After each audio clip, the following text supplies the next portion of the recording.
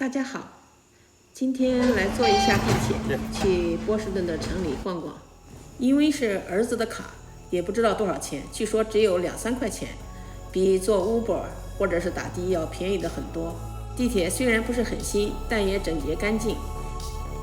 站在站台上，生怕被坏人推下铁轨。因为纽约经常发生类似的事件，所以呢，站得不要离铁轨太近。坐在地铁上，闭目养神，不一会儿就到了地面上。很快就到了 South Station， 也就是北站，这儿也是火车站所在地。从这儿坐火车可以到纽约的曼哈顿。老港口离这儿不远，我们就走着去，边走边看城市的风光。到了老港口的边上，看有人睡在这个椅子上，不知道是不是流浪汉。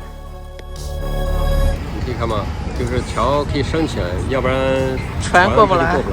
哦。那么现在可能不一定用，就是船也不进了，因为这只是一个港湾，比较繁忙的地方。因为呢，这个 Tea Party 的这个Museum就在这儿，当时那个茶叶就倒在海里面，就从这儿倒的。我们现在所在的地方叫波士顿 Tea Party， 也就是茶党所在地，那当然是历史上了。对面你看到的就是这个博物馆的名字。博物馆所在的地方呢，是展示当年的茶党把茶叶倒在海里。为什么倒在海里面呢？这是因为当时这里是英国的殖民地，英国政府要从这儿收税。美国人当时移民到这儿已经好几代了，他们没有投票权，只有交税权，所以觉得不合理。当时这个税收呢，就是茶叶税。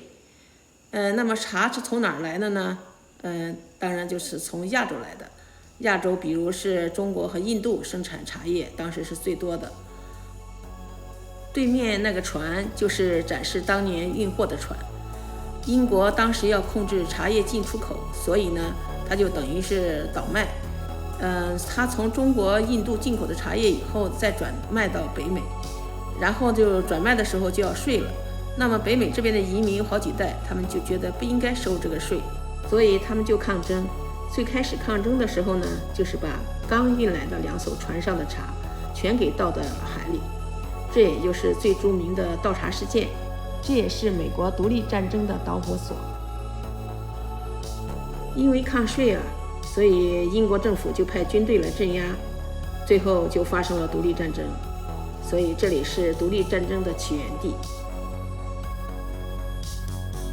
这是一个港湾，在几百年前来说是一个很好的港口，因为外海还在外面呢，所以港湾内的水是很平的，是天然的良港。这也就是为什么新兴的殖民地都是建在港口的原因。波士顿当时是五月花移民来的，以后所建立的这个新的殖民地。有不少游客，也有是旅游团来参观这个博物馆，这是卖票处。现场还有表演当时抗争的情景，可以分批的上船看看。过了桥就是波士顿的儿童博物馆。这个店还没开门，已经排起了长队。我们很好奇，有什么好吃的呢？上网一查，原来这是波士顿有名的海鲜饭店，可以吃到著名的龙虾卷及其他海鲜。我们也想尝尝，但是队伍太长了，我们先逛逛，等会儿再回来。那你可以看到这个港口这儿，实际上这个老桥呢没有拆，那么桥又升不起来，这个连续的好几座桥都现在呢能升的功能都停用了，所以只有小船呢能过得去，稍微大点船，像对面这个旅游的这种大船呢，双层的甲板呢就过不去了。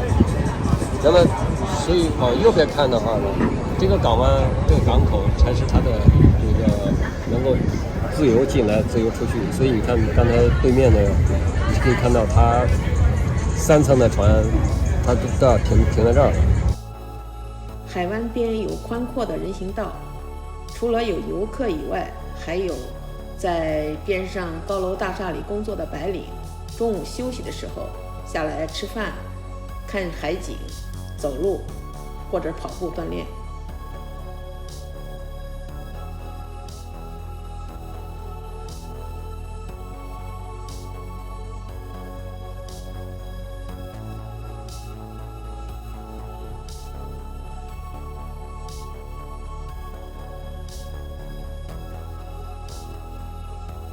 逛了一圈回来，发现队伍还是挺长的。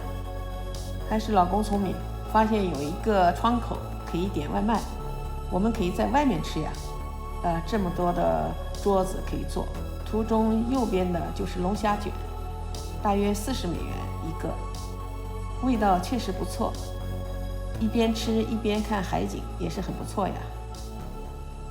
谢谢大家收看，欢迎订阅、点赞、转发，再见。